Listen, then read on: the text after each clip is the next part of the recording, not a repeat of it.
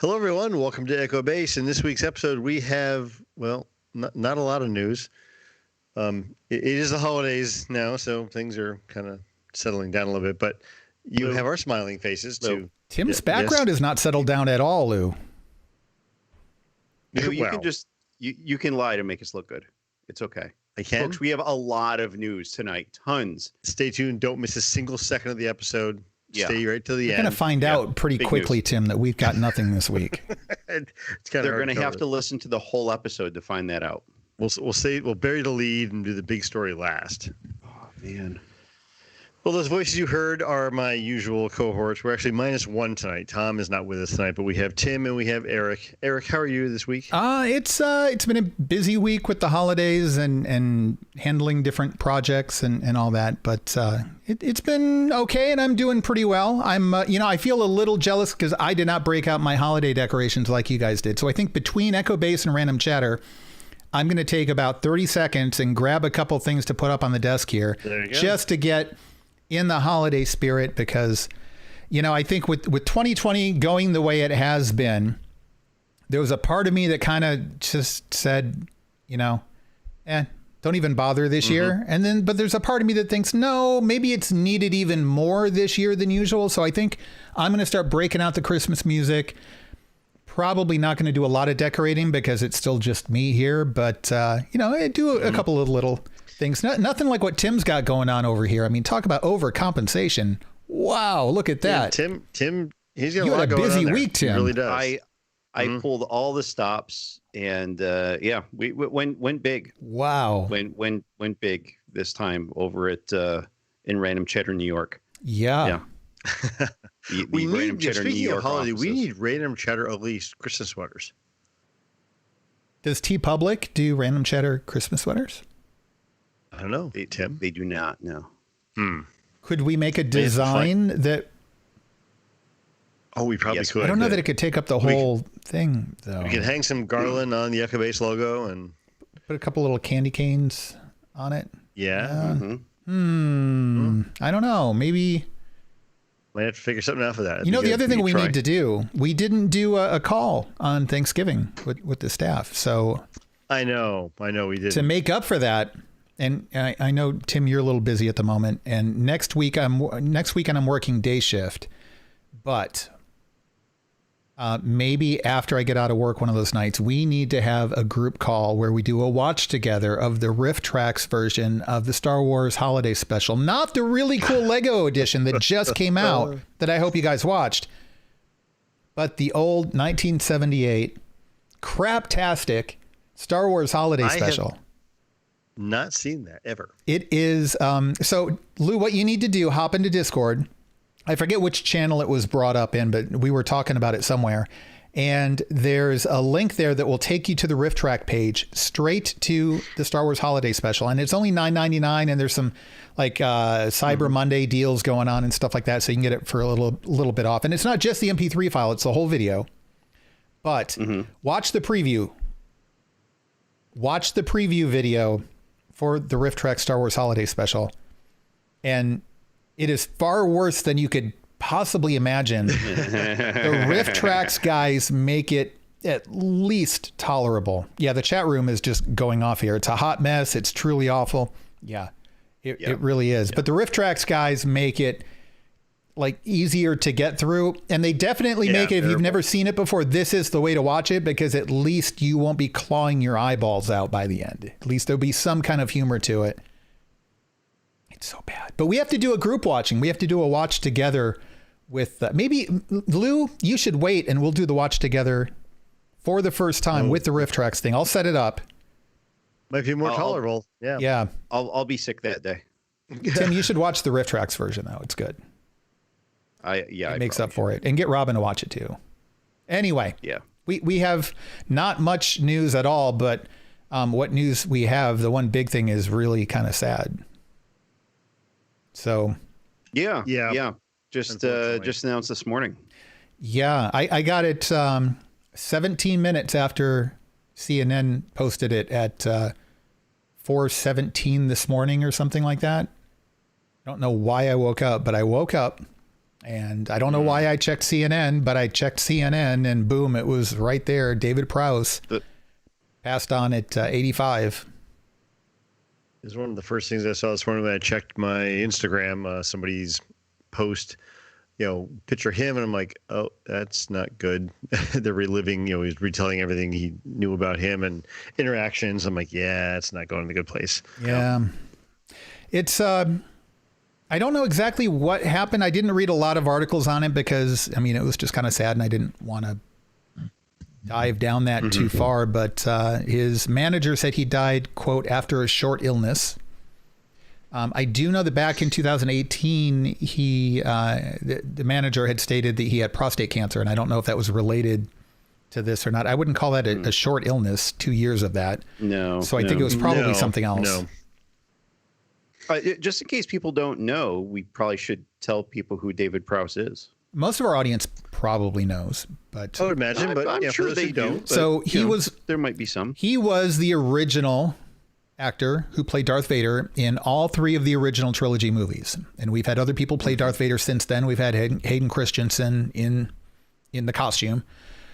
We've had other actors who have done it for various different events or video games, or I'm not sure who played Vader in the end of Rogue One, but David Prowse is considered Darth Vader. Like, he's the guy. Right. Physically.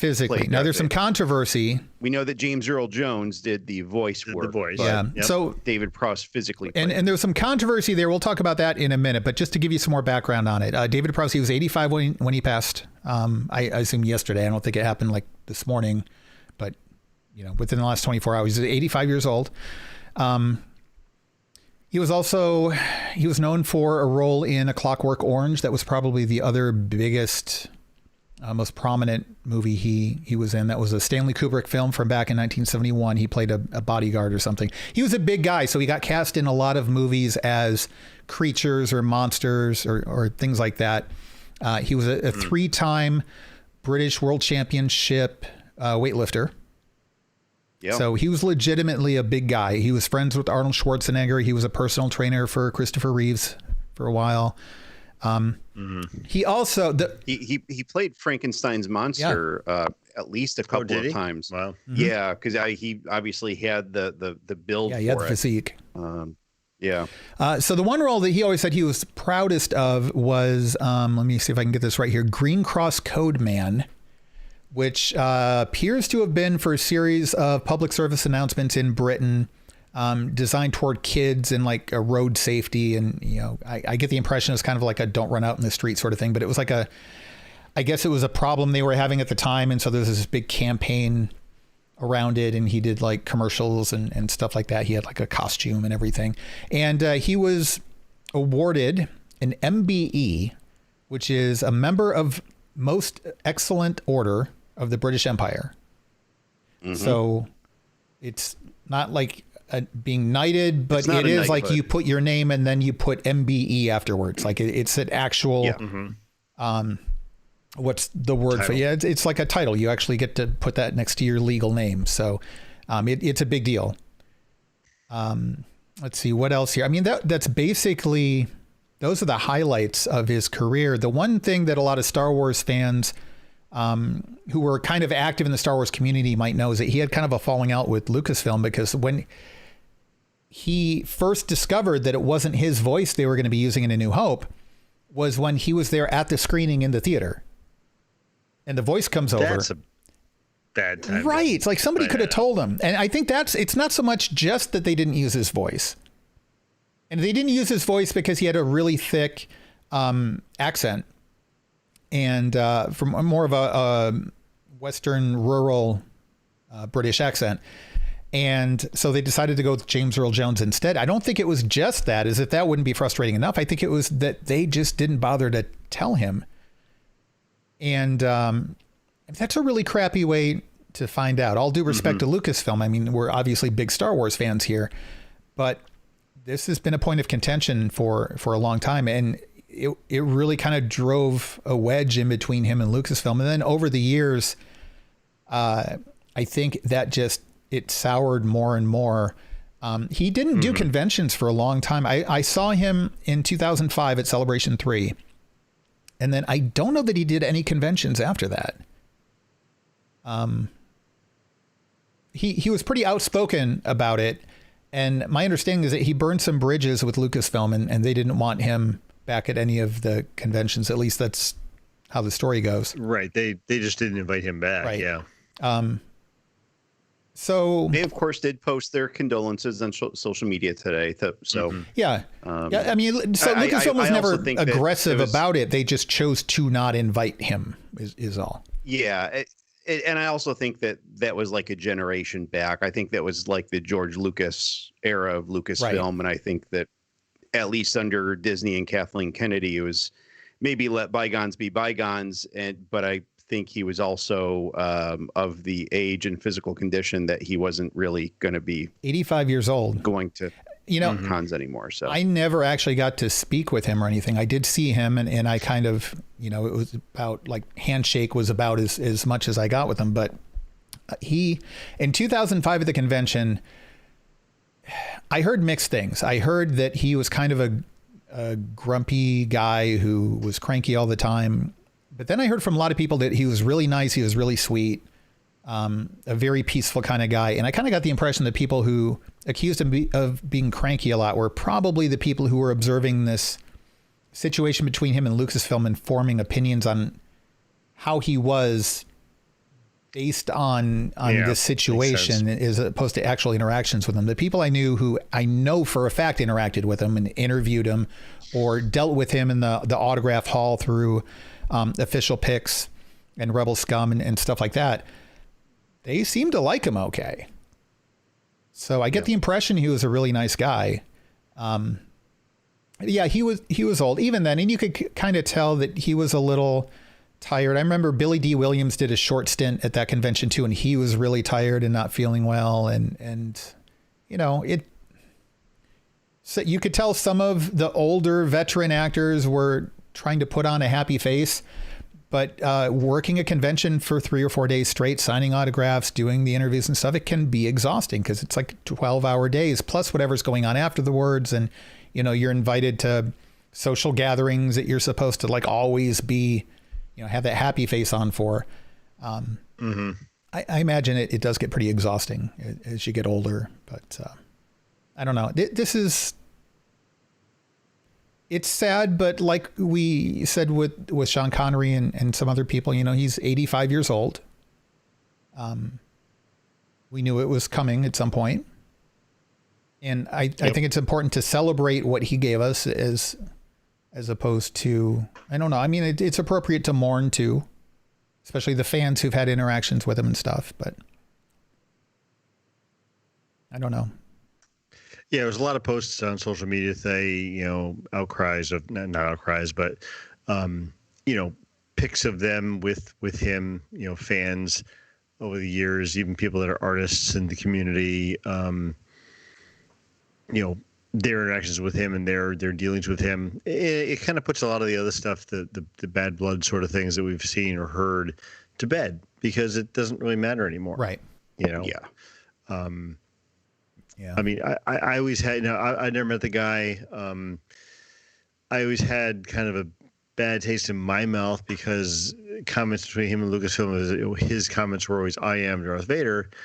And my thoughts were, you're a guy in a suit, but, he's part of the community. He's part of our interaction as fans.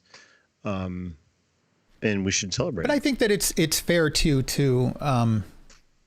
for him to take some ownership of that. The physicality of his presence played a factor in that performance. I mean, it wasn't just the voice. He was physically imposing, and he did act beyond just the mask. There was some body performance there too. I mean, Anthony Daniels talks about that kind of acting all the time, and it's a difficult type of acting to do. And Anthony Daniels has the benefit of having come from a mime background and having studied mime acting and stuff like that. And David Prowse didn't. I mean, he was a weightlifter and he filled in some monster suits and stuff like that. And I think that considering that he did really well in his performance of the role. And I think it's fair for him. I mean, I'm also okay with hearing James Earl Jones say, I am Darth Vader. But I think, right. For David Prowse to say, I am Darth Vader too. I think if he feels like Lucasfilm wasn't going to acknowledge his investment and his value in that role, I think it's okay for him to take ownership of it. I think he earned it. Mm-hmm. I'm okay with that. Well, yeah. I mean, the thing is that they can all claim that they are Darth Vader, so long as there isn't any like exclusivity to it. Like, I am the only Darth Vader. Like, you kind of can't do that. So I don't know. I don't have a problem with it. There was only the one guy in the suit. It was him. Back in the day. You can argue anybody can do a voiceover too. That doesn't make them the character. And really, David Prowse was the guy that we watch over and over again for 40 years. Oh, true. But I mean, here's the thing. There are three, and I'm obviously not bad-mouthing a guy who passed away. Right. But in the scope of this discussion, there are probably three big things that Darth Vader is known for. One is obviously the physical presence, including the suit and the helmet, blah, blah, blah. The other is simply the breathing, which it's an effect. It's a pop culture thing. And then the other is the voice work. And, and that was James Earl Jones. So there's a lot of things that character is like, truly the embodiment of that character is known for. Those are the three things that make up Darth Vader. So if nothing else, as you can tell from this discussion, there's at least a discussion to be had there. Like, there are at least points and counterpoints to be made either way. And I think that that's part of what has kind of kept that going in the background for so long. And I'm kind of glad that recently it hasn't really been a part of Star Wars fan culture, because it was so long ago that it's just kind of flown under the radar for quite a while. But if you're interested, there was a documentary that came out, I want to say maybe 2 years ago, and I don't remember where I saw it. It might have been on Amazon Prime. But there was a documentary by a British documentary filmmaker, very independent level, focusing on David Prowse and this whole situation. And I think it was pretty fair. It's hard with documentaries because, a filmmaker always has some sort of bias. And even if they try to stay purely objective, they still get to decide what to include and what not to include in the editing room. And even if it's an unconscious bias, it comes across. But I feel like this was as much in the middle as we could get. So if you can find it, I recommend it. I don't remember what the name of it was, but it's floating around out there somewhere. I think it was on Amazon Prime. Okay. So, yeah. So, our thoughts go out to his friends and family and to the entire community. Yeah. Yeah, absolutely. Right. Yeah. Okay. Well, moving on with our plethora of news. You added things, Lou. Tim did. Tim, you added things, Tim. And I don't mean your background there, because, like, wow. You couldn't add any more. Yeah, I really wouldn't add too many more. Maybe just like one little one right in that corner there, but right here. There, right where my finger is, right there. Just one little thing. No, there's plenty right there where you're pointing. Yeah, no, it's closer to your head. Yeah, right here. Yeah. Yeah, right there. Yeah. Yeah, there's kind of empty, but that's where my head goes. But it's not decorated. You need an elf hat. I had a Star Wars elf hat. I was going to give you a Santa hat. He's going to give you the elf hat. I had a Star Wars elf hat, and my dog ate it last year, and I was really upset. I almost got rid of the dog. Not good. Because, come on. Anyway, so what's this thing you added, Tim? Yeah, well, so this is something that apparently just dropped about an hour ago. Weird Al Yankovic. Everyone remembers Weird Al, right? We almost got to interview him on the Forcecast. Ah, okay. Yeah. So he just put up a post on Twitter And that post says, Star Wars Detours is a terrific animated show that was produced nearly a decade ago and sadly has never seen the light of day. But somebody just leaked an episode. Shh. If you want to see me and Andy Richter as a pair of bounty hunting flies. And so the link actually takes you to a Reddit site. It's r/Star Wars Leaks. And it's an episode called Dog Day Afternoon. It just came up while we were talking about the David Prowse stuff, so I've not viewed this. But we get a full episode, it looks like, of Star Wars Detours. Keep in mind a full episode in this case is 6.5 minutes. It was like 6 minutes. Yeah. I saw that on Instagram earlier today. I didn't get a chance to view it, but I was like, oh, cool. Let's check that out. I'm trying to see if there's a way that I can actually save the video, but it does not look like. And I don't know what state of finish that video is in. I don't even care. I don't know if they had their full post-production on it. So it's there. If you want to check it out, head over to Weird Al's Twitter account. He actually also has it linked on his website. But he has his Twitter account is Al Yankovic, ALYANKOVIC. Make sure you spell it correctly. Yeah. Well, I'm going to watch that. Or you can go to his website, weirdal.com. That's Al with one L. Watch it now before they end up pulling it. Yeah. It probably won't last too long. To me, this seems like they, quote, leaked it. I want to save this. That would be nice. And maybe if they maybe it's a Deadpool situation. If they get enough good press behind it and people demand it, then. Although it was 10 years ago. I mean, I remember when they had the announcement for this, and I remember the discussion and the trailers they had seemed kind of wacky. I don't know. Don't care. Still want it. Yeah, I think it'd be fun stuff at least to check out and yeah, I mean, even if it sucks. I mean, the Lego stuff is silly and wacky, right? Oh yeah, but it's fun. It's fun. It's just the Lego stuff is less satirical, and I think this is more satire than parody. And I think that I think there's a place for that. So yeah, no, definitely, I agree. So yeah, we'll have to check that out, and maybe we'll talk about that next week. I would embed it right now and play it in the stream, but I don't know whether we'd get kicked off of YouTube for that or not. Yeah. So. That's not a chance. Yeah. Tim, you posted something just in time for all those post-Christmas shopping sprees. January 3rd, a new Lego set is going to launch. Yeah, it's just so weird to me that they schedule things to release after Christmas. I mean, they're not catching Christmas, they're not catching Boxing Day, they're not catching any of that stuff. It's January 3rd. But whatever. They're catching my birthday. Mine as well. Mine as well.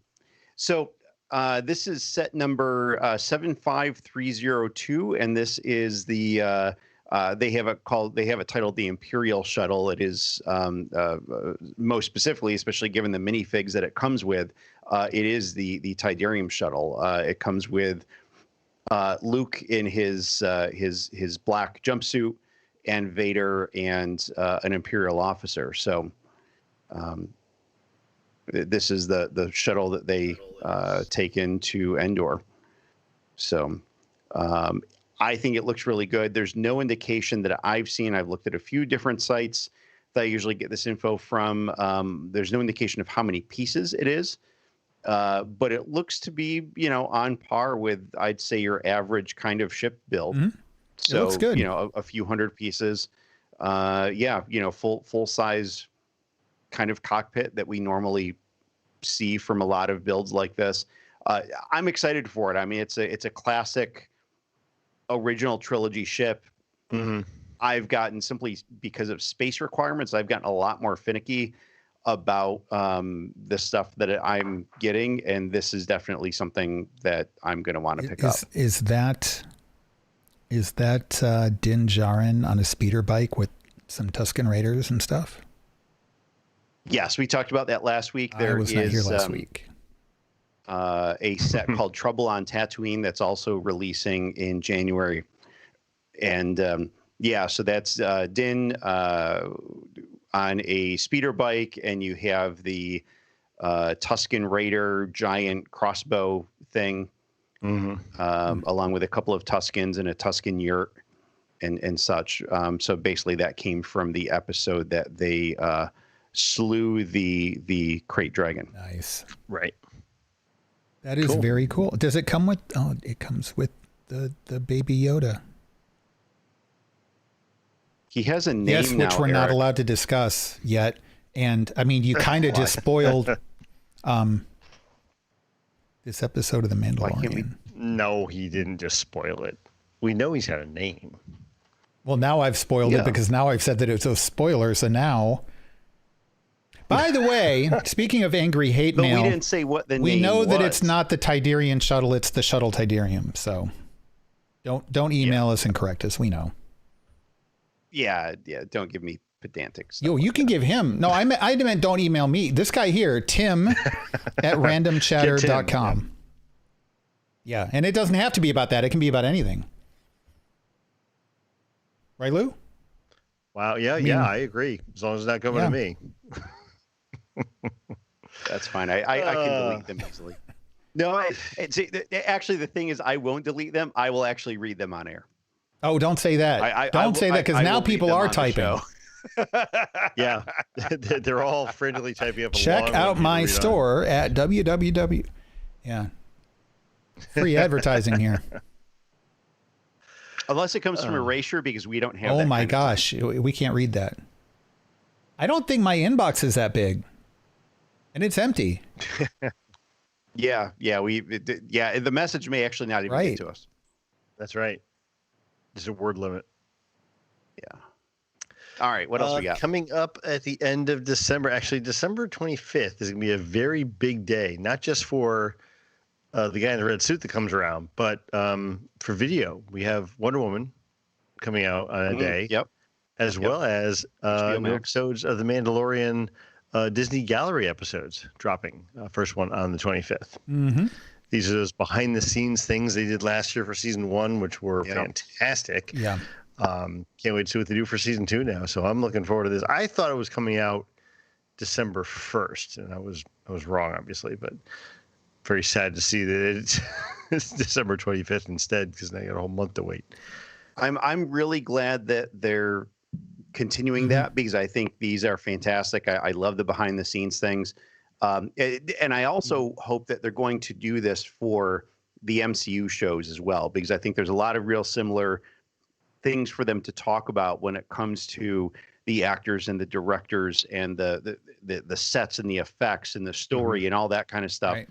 I mean, obviously they can do that for a whole lot of things, but I think that the Star Wars content and the MCU content generally are the most highly anticipated things that are coming to Disney Plus on a regular basis. So I especially would like to see the Disney Gallery basically just bounce between Star Wars and MCU stuff, and certainly anything else big that comes out. But I think that those will be. I'd like to see them do it for a lot of the stuff. I mean, we've said for years, we all like watching the behind the scenes stuff. We like doing the director's commentaries. Yeah. All that kind of extra stuff is just awesome, and we haven't gotten a lot of that over the years in Star Wars. Right. And if they, and we know they shoot all kinds of stuff, there's a whole film crew just going around just getting footage. It's like, show us that. I mean, develop a series out of it. And they did a really good job with the first season of the Disney Gallery stuff. It wasn't just, thrown together. It seemed like it was a well thought out, planned out series of episodes. How many were there in season 1? I can't remember now. Was it 6? It was at least 6. Between 6 and 8, I think it was 6. I am really looking forward to these and getting more and more details out of the filming of this process. And when you think about it, we started getting. I was just going to say, when you think about it, we've got a lot of content this time around. Yeah. And again, without spoiling anything, which, I mean, if you don't want to get spoiled about this week's episode, just stay off the internet entirely. But there's a lot for them to unpack, especially about the lore and about the new actors and stuff like that. I don't know that the technology's probably had a big jump or anything, but I mean, that was just one episode of last season. So yeah, this is pretty exciting. Yeah, I think there's a lot of different aspects, and I think even given the plot points within this season, we may get at least a couple episodes on those. I think so. You know, because like you said, maybe there's not a whole lot of new technology that was used. So instead of spending an entire thing on effects, they can, you know, they might spend a couple of episodes on something else. Which would and I like bad. The production of it. It's obviously the discussion. I mean, they kind of have this roundtable discussion, which I think is maybe only lightly scripted.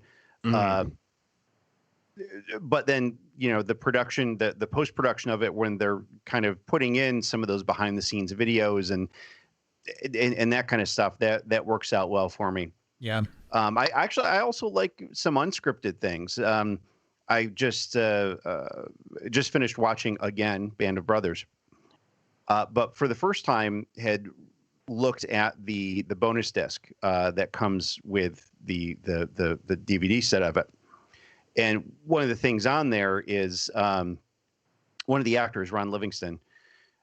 He was asked before they even started filming. He was asked to he was basically given a video camera and just told, record everything.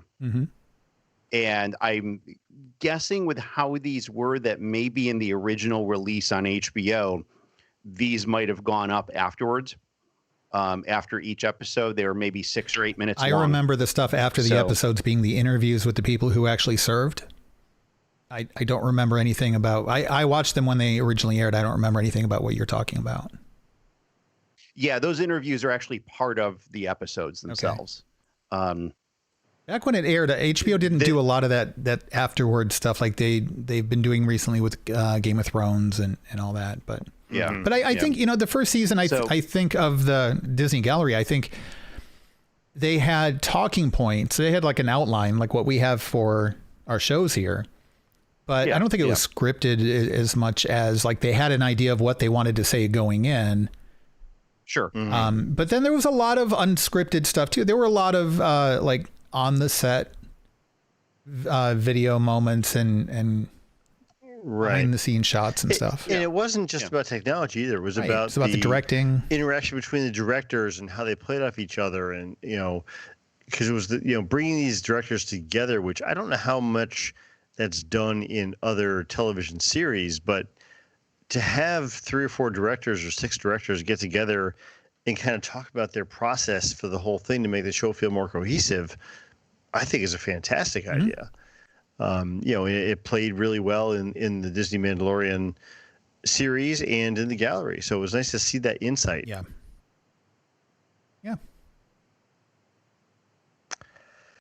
Lastly, we have some news, or some rumors, I should say, on production starting for another Disney Plus show. Now, this will be the next Star Wars show. We should probably say this is the last quote news item we have for this show, and it's not really news. It's rumor, well substantiated rumor. So if you want to duck out now, that's fine, because we are going to mention what we believe this project to be, what it's rumored to be. And if that bothers you, this is the time to duck out. And if so, we thank you for listening. And, you know, tune in next week. We'll have another episode of Echo Base and join us in Discord and all that fun stuff. Right. Yeah, so this is pre-production is apparently already underway, and they're looking to get into full production, meaning principal photography and all that, next month for this new Disney Plus Star Wars series, which is alleged to be appearing before season 3 of The Mandalorian. You guys already know what it is. I was going to ask you to guess, but I mean, we've already talked about it a little bit on the other shows. So again, last chance for a spoiler warning, but allegedly they're in the midst of pre-production at this moment for a Boba Fett series. Now, word is, because Lou, you asked this before we started, word is that it is still going to be a mini series. Now, the Kenobi miniseries is only 4 episodes long, so we're guessing this will be 4 to 6 episodes, probably 4. This isn't going to be an ongoing thing. But yeah, apparently we're going to be getting that before the next season of The Mandalorian. And I don't know if we are going to see Boba Fett more in the season of The Mandalorian and then have him skip out and go off to this miniseries, or if we're going to see him a little bit and not really have anything resolved. Then this miniseries is going to be like a backstory or something.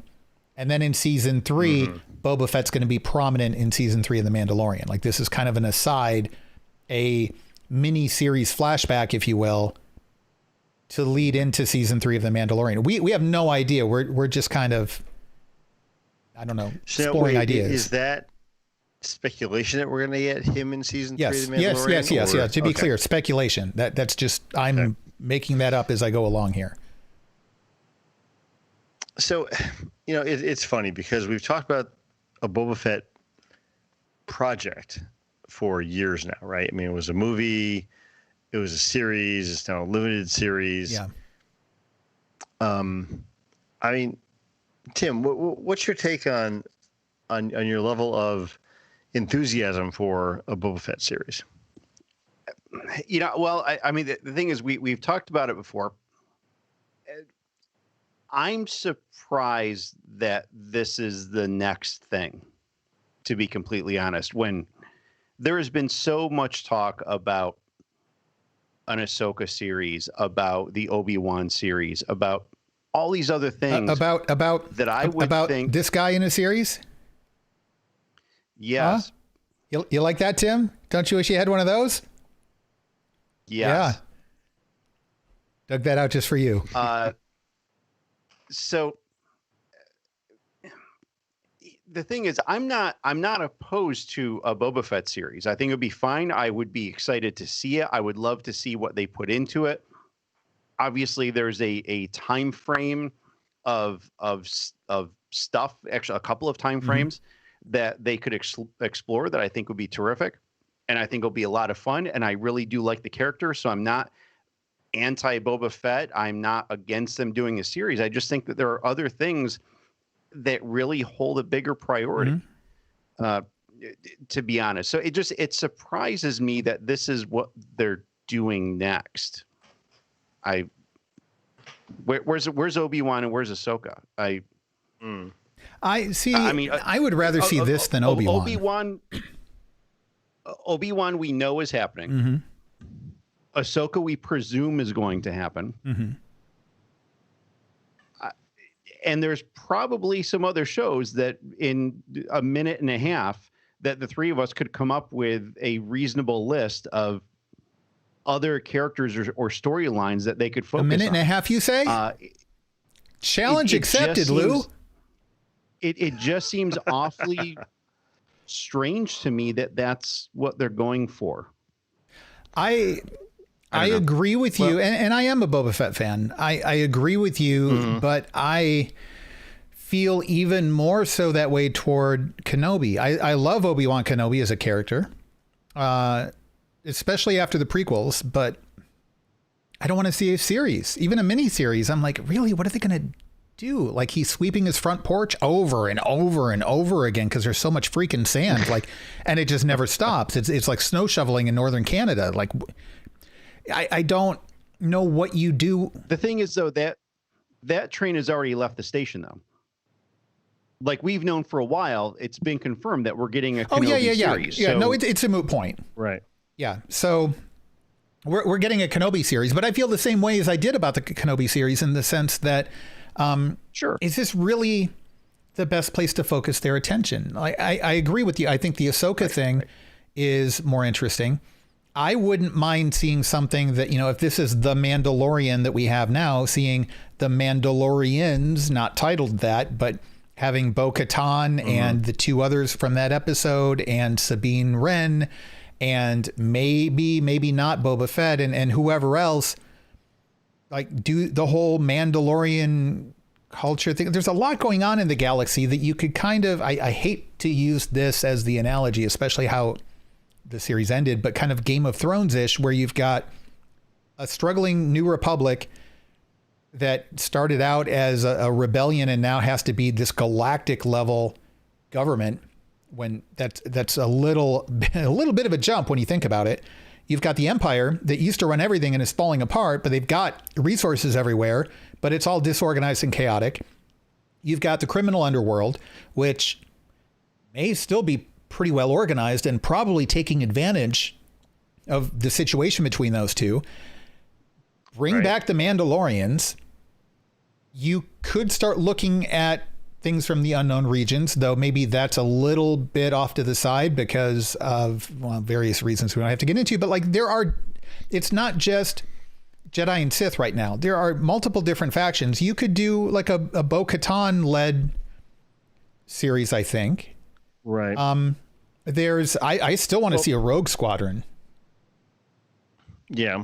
Oh yeah. You know, the one thing that I kind of, when Tim was mentioning, you know, maybe where their priorities and what should they be focusing on next, they're focusing on whatever they can do to distance themselves away from the sequel trilogy and get better traction with the fan base to be popular. And right now, The Mandalorian is popular. So if you can throw Boba Fett on screen and have the internet blowing up talking about, oh my God, he's there. And we've seen his armor, not on him, but we've seen his armor this season. Mm-hmm. You know, so having those kind of things and having everybody talk about it means, hey, let's do a series about him. Yeah. I mean, it's not what I want either.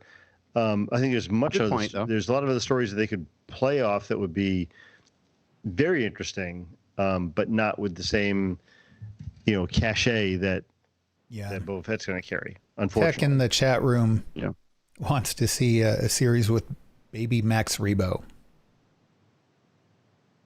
No. No, sure. I would be okay with the full grown Max Rebo, down. Like watching the band kind of like go from gig to gig, and you know,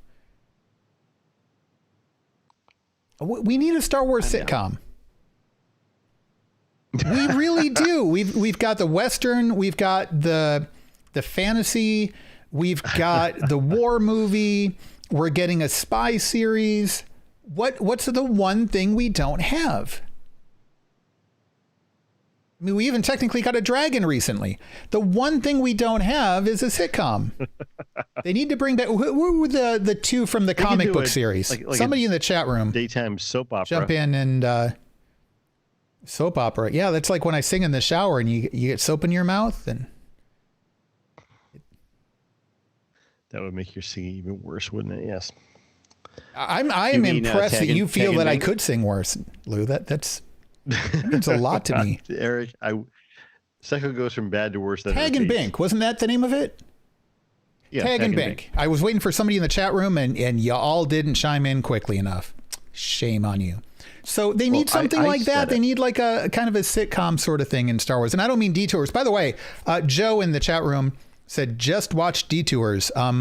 Wow. Bad. I don't know. I'm going to check it out when we're done here, but they need a sitcom. What do you think, Tim? What do you want to see? The thing is, I like that kind of stuff. I like subgenre types of things, which is another reason why I really appreciate what they're doing, what they have done with MCU movies, what it looks like that they're doing with the MCU, the Disney Plus series, that there's subgenres involved in these things. We're going to see, we have our action things, we have our space adventure, we have ones that are more comedic. We have,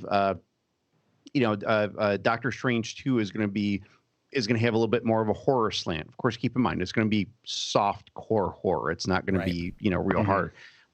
We are going to have with WandaVision coming up in January. We're going to have something that's done in the style of a sitcom, and I like that. It's there is so much when it comes to, in general, comic book things, sci-fi types of things, that kind of stuff, that you can so easily integrate some kind of a subgenre into these. You can still progress an overall storyline. Right. And major arcs that cross multiple movies, TV series, generally the entire canon. Mm-hmm. But, hey, just like us, sometimes we have funny days. Sometimes we have horrific days. Sometimes we have days that are very dramatic and serious and grounded, the interactions that we have. So those kinds of things are not that far off. It's just taking that theme and running with it. Yeah. And I love to see that. So I find it to be interesting, because if it's just, spaceships and pew pew all the time, right. Okay. I mean, yeah, sure, it's entertaining, but give me a little more. Yeah. Something different, something that can be differentiating this from something else. So yes, the only two things I think we haven't seen, we mentioned this sitcom thing. The other one is, and we mentioned Rogue Squadron, but we haven't really seen a military-focused Star Wars thing. And I keep thinking back to Battlestar Galactica, the reboot, which was really good. Again, up until the last season. But we need to get some better last season writers on our television shows. Well, by the last season, everybody's jumped ship onto their next project, so... Yeah, or apparently taking a lot of drugs based on some of the things that we've seen. But I think... I mean, we're also going to get the Cassian Andor series, which is like a kind of a spy espionage type of subgenre. Which will be close to military, but I think Eric's right, though. If we could get some sort of a... Rogue Squadron or that kind of a series, like a squadron or a troop or like a group, an ensemble thing. The Cassian Andor thing is, I think, is going to be a lot more solo operative. I want to see. Right. No. It's Cassian Andor, not Han Solo. Battalion. Oh God. I'm just clarifying. Dr. Aphra. Eric. Let's leave the bad jokes to Eric. Yeah, that's my. It's kind of his thing. I'm the solo there. Thank you, Dr. Aphra. What do you think? Kind of the techie archaeological Indiana Jones character, kind of in over her head all the time. Yeah. Yeah. Yeah. That'd be fantastic. I mean, she's basically Space Indiana Jones with some hugely flexible morals. Yeah. So depending on what side of the bed she got out of, she's either an anti-hero or an anti-villain. I mean, it's, totally. Now, because she's, in Space Indiana Jones, let's just hope she doesn't find any crystal skulls.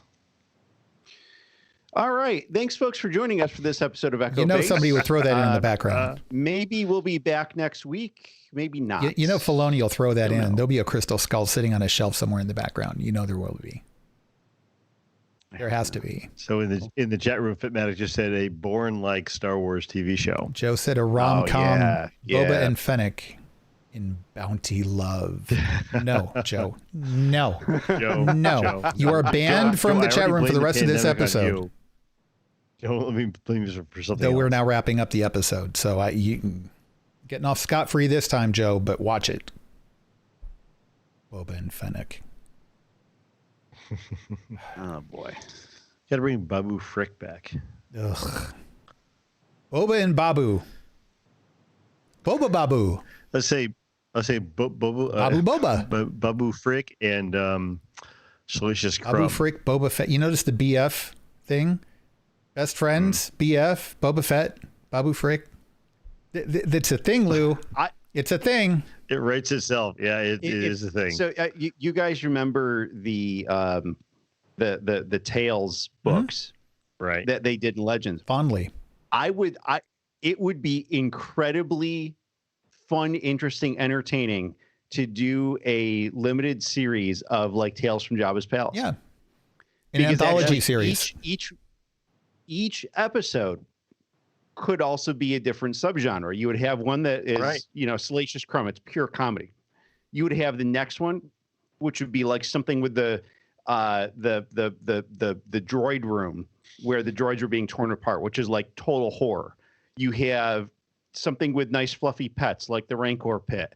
You have all sorts of things that you can do just in that same environment. You could do 6 episodes out of it, highly entertaining stuff.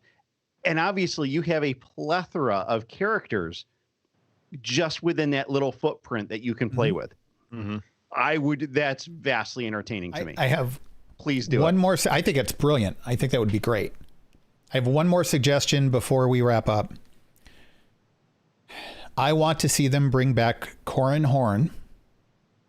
Yes, back please. in his Corpsec days, Corellian Security. And I want to see a kind of a detective series, him fighting against the internal corruption of Corpsec. Him, like, he kind of has some force sensitivity, but doesn't really get what it is yet. And that whole kind of storyline, I think that was a really interesting character development storyline thing. Maybe not so much. It doesn't have to be tied in with the Rogue Squadron stuff as much as this stuff from the Tales book, the Tales of the Empire, Tales of the New Republic, or Tales of the Rebellion, whatever it was. Like it look at the Corpsec days, and that's another style of show that we haven't really had. Yep. So I don't know. You know, one final thing I'll say about like the Boba Fett series and stuff. I'm happier that it's a limited series, like a mini series. You know, give me 4 episodes. Basically, make it like an installment version of a movie, right? As opposed to giving me, let's develop a series of Boba Fett and go on for 2 or 3 seasons when we're not going to have the content for it. And the short things like this seem to make more sense to me. I'm happy with that. If we have to get it, I'd rather have it like that than a full series. Yeah, because they can tell a cohesive story, and it's not like them. Yeah, and they have more time than just an hour or 40 minutes for a hour-long show. Speaking of an hour-long show, congratulations, guys! Nice job. That's a little under. we padded that out though. That's what we do. Full of padding. We turn crap into festive magic. Padding. That's what we should title the episode. Festive padding. Festive padding. Maybe not. I don't know. You want to take us out, Lou, or do I have to do it? I'll let you do it. Oh, boy. Okay. Well, thank you for listening, and thank you to everybody in the chat room who participated, except Joe, because Boba Fett rom-com. Yeah, Joe. No. Because Joe. No. Yeah. Ain't going to happen. Ugh. But thank you. Thanks, Joe. So that's going to do it for this episode of Echo Base. Join us next Sunday night, and we will have more Star Wars news for you. Hopefully happier news this time around. And in the meantime, though, don't forget to join us in Discord. Go to randomchatter.com/Discord. And it's free to join. We've got channels for each of the shows on the network. If you do decide to help support the network for even $1 a month through Patreon, then there are a bunch of other channels that we open up kind of as a thank you to our members. And by the way, any sort of donation does make you a member of Random Chatter. We are a nonprofit organization, and those $1 donations do add up. They help defray the costs of the network, and we do appreciate each and every one of our donors. But more importantly, Discord, it's a community of people like you, audience members who have all kinds of different perspectives on things, and we would love to see you there. What else? Oh, if you're listening to the audio show and not watching the video, consider watching the video. Go to randomchatter.com/YouTube, hit the subscribe button and the like button down below. And there's another little button there that you can click to get notifications when we go live, when there's new videos posted. So check that too. That's going to do it. Thank you for being with us. And until next time, take care.